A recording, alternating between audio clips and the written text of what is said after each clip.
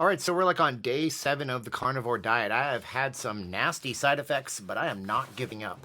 And there's a couple of reasons why I am not giving up on this thing because I've not felt this much of a change based on any food I've ever eaten. So in this video, I want to give you a history of all the crazy dietary type of things I've tried and tell you that this is definitely different. There's something about this. There's a couple of observations that I've made, and I think some of them are really, really interesting. And my blood pressure is lower than it's ever been in years.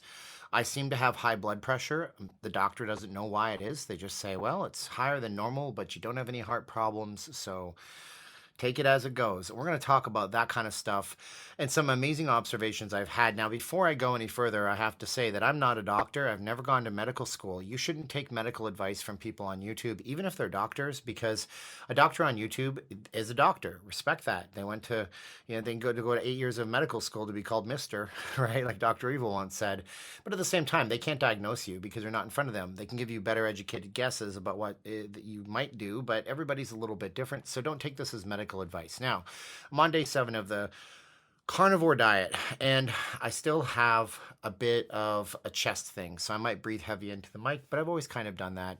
And if you like this video, follow along, click subscribe. We're going to be doing updates about radically changing your life. I also need to get off of caffeine. That's a very serious thing that I'm on, so I have to ditch that. And I'm going to try to do that after this. But a couple of observations. Yesterday, I inadvertently fasted all day. I didn't mean to, but I wasn't hungry. That's the first big thing. There's no hunger on this diet. Now, I thought for a minute that I would be hungry all the time. I am craving carbohydrates finally after 6 days as of yesterday, but I've not caved in on that. And not hungry. Yesterday, I was hungry for pizza, though. I miss pizza. I used to go to the dollar store when they had them and buy these pizza crusts that were 450 calories. I was counting calories at the time. And I used to use exactly, 8 ounces of part skim, low-fat mozzarella cheese and some sauce and some pepperoni. And I knew exactly what I was eating because I was counting calories. So I really love pizza. Somebody was eating pizza yesterday at the office, and it looked great. So I went and I made a carnivore-style pizza crust. I went to Walmart. I bought 2 cans of the cheapest, grossest chicken breast in the can, knowing it would have a higher fat content. And I should eat better foods, but money is a thing for everybody right now. 2 cans of that, I drained them, put it into my Ninja food processor, ground them up as finely as I could, added 3 eggs, which was too many eggs. I should have added 2, mushed it up into a dough, and then baked that on both sides. Threw some mozzarella cheese, some sharp Tillamook cheddar cheese on, and some pepperoni that were not with nitrates. They're just uncured, good pepperoni. And I could only eat half of it last night. My gosh. And then that was it, about 10 o'clock last night. I got all the way until about 3 p.m. this afternoon, and I forced myself to eat that other half because you have to eat more. If you don't eat, you're going to lower your calories. And when you lower your calories, what happens is your metabolism is going to drop. Eventually, your metabolism adapts. The body is an amazing thing. This video may go longer than my 10-minute limit. The body is an amazing thing. What the body's going to end up doing is it's going to end up taking a look at your situation. Now, the body is not connected with your brain. Your brain reasons and logics and says, oh, I'm not eating a lot because I'm on carnivore diet.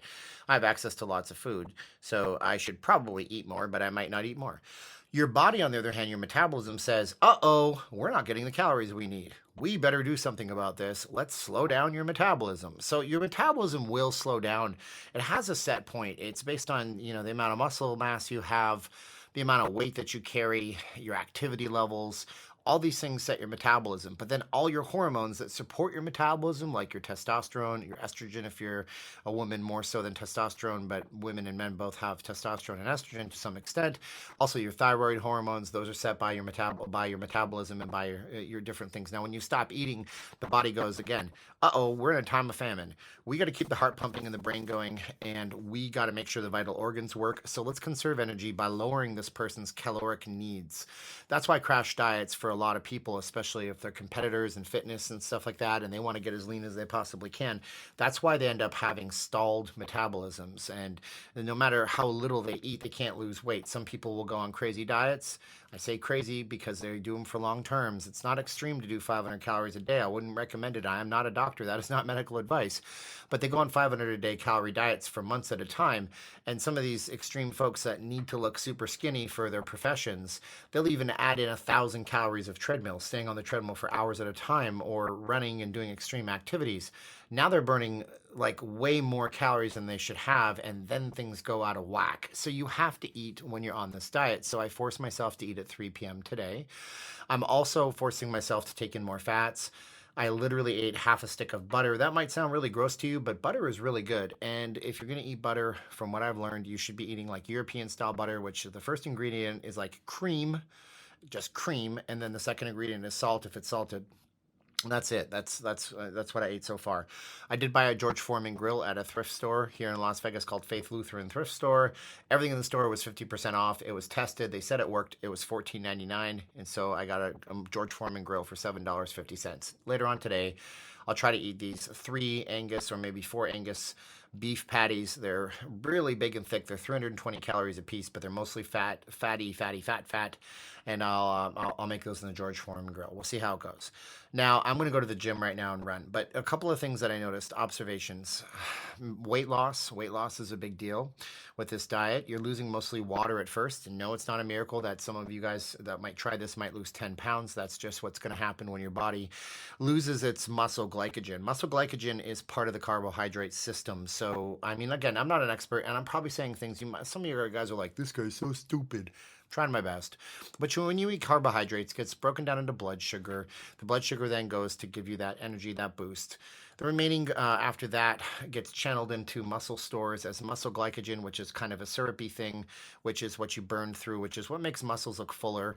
If a person doesn't eat a lot of carbs, they look flat. Bodybuilders will eat carbohydrates right before a show, and so will athletes right before an event. Boxers, if you ever heard of the weighted weigh-in and it's 20 pounds heavier, it's because they carb loaded. And then after that, everything else goes into fat storage. So muscle glycogen, I think bonds 4 grams of water to 1 gram of muscle glycogen. So if you had 150 grams of muscle glycogen, then you have what, 150 times 4, 600 grams of glycogen or of water bonded to the glycogen. So you have 750 grams. And what's 750 grams in pounds? So you have 1.6 pounds, if that's the case, of water and muscle glycogen in your body. So when you go on this diet, you burn through the carbs in your bloodstream, then you burn through the carbohydrates in your muscle glycogen, and that means that the water depletes, which means you can become dehydrated. And because you have less water, you can have electrolyte imbalances. And I used to look at keto, and I did it for a while back in the day. But when I tried to restart it, I made excuses for why I couldn't restart it in the past. And I said, this is stupid. Any diet that requires me to take special electrolytes is not a good diet. Yeah, that could be said, but I've also done regular carbohydrate type diets, eating normally regular standard American diet style stuff, and felt terrible in the heat in Las Vegas. So yeah, you have to take electrolytes. I said I would talk about some of my dietary history. I've done ketogenic diets in the past. This is my first time doing carnivore zero carb diets. Those ones were always, enhanced with, these low carb tortilla wraps, which are 4 grams of net carbs, and low carb meaning under 30 to 50 grams a day. I was training at the gym almost every day, and I was walking a lot, so I could get away with a little more carbs. I've also done intermittent fasting, which I'm inadvertently doing right now. I've done the lean gains, if you ever heard of that back in the day. That's more of a bodybuilder setup. I've done 16-8. I've done 23-1, meaning you fast for 16 hours, you eat for 8, meaning you fast for 23 hours, you do 1. I've lost weight that way, but what I always find is it's not that sustainable for me because there's always going to be times during the day when I'm out with my family or friends and I want to eat something. And now you can actually do that. Unless it's like today when I went to men's breakfast at my church, and unlike the normal traditional eggs and bacon and pancakes that they would put out that are cooked on site, they decided to cater Roberto's tacos, which is amazing, but I didn't have any tacos this morning, hence the not eating all day. Now, observations about weight. I started off this at 182. I'm at about 176 now in 5-6 days. So that's 6 pounds. Now, again, it's mostly water, but I know that I am more depleted because I have, first of all, I have cats, so I have scratches if you can see them, but I do have like some more vascularity in my arms and things like this. I do have that. I do have the ability to just slide my wedding ring off most of the time. Right now, I think I'm a little swollen because I came out of a hot bath. And I have felt my Apple Watch be looser, which just means that I'm losing fluid, which is a good thing too. Your face is going to slim down. People are going to see what you're doing, and that's good. That's a good thing. My whole theory on this is kind of Christian based, so don't hate me and unsubscribe. And I'm not going to get on this all the time. But the way I look at it, it's like, you know, if Jesus could fast for 40 days and 40 nights, then I can lay off the carbohydrates. But I will tell you, I'm craving carbohydrates. I'm craving sugars. I'm craving things like this. I mean, I used to go to Walmart when I was eating poorly last year after my injury, and I was just feeling sorry about myself. And food's good for dopamine and the feels. And I used to get like those little mini donuts that they would sell. And if the Walmart wasn't available, I'd go to get the Hostess in a bag, and I'd eat a whole thing of those. And it was just like, oh yeah, yeah, I can clean up things on the back end. Yeah, I'll get into the gym eventually. Yeah, I've done this before. I know what I'm doing. But the truth is, I was losing control on my food. And so this is a good diet for people who don't have food control. If you find that you can't eat just one slice of toast, like you have to eat 10 slices of toast and you have to slather them with peanut butter and jellies, and you just can't stop. If you find that you can't go to the buffet and just eat a little bit of food because everybody else is eating, then this is a good way to do it, because guess what? Still have a little bronchitis. When you are at the buffet and you can just load up on chicken breast and steak and bacon, if it's a breakfast buffet, then you're not going to be lacking for food. And if you just eat until you're full, you're going to find that it's a good thing. Now, I think that was it. Stray observations on this, I guess. The back pain kind of went away. It's kind of there. It's not terrible. It's not better. It's not good. My energy is really, really bad. This can happen when you go on this kind of a diet. So, like I said, today I forced myself to eat in the afternoon and it boosted my energy. I also took about a 30-minute power nap, which was good for me. But I'm hoping that at the 15 to 21 day, I come out with this with far more energy. I do find that at nighttime like this, I am inspired to do stuff. And I don't know if that's something to do with the way my brain is firing and functioning. But overall, I'm pretty inspired by how this is treating me. I don't know that this is a long term sustainable thing that people should do for years at a time. I watched an interview on Joe Rogan with a medical doctor that knows all about this stuff, and she made some really salient and good points about it. So maybe this is just a very good elimination diet, and eventually I will introduce things into the diet and do more of a paleo thing. But for the interim, for the next few months, for who knows how long, unless I read enough Paul Saldino and other people that tell me that maybe it is something I can do long run. Maybe this is just the way that I eat for life. I can't really tell right now. However, I am running out of breath right now. I am going to go to do the treadmill at the gym, and oh my gulai, give these lungs a workout. And yes, I did say oh my gulai, and if there's anybody who is Filipino, they know what I just said. All right, I gotta go, and we'll make another video update tomorrow. Thanks for watching, and I'm sorry this went a little bit longer, but sometimes it has to go a little bit longer. We'll talk to you later. Bye-bye.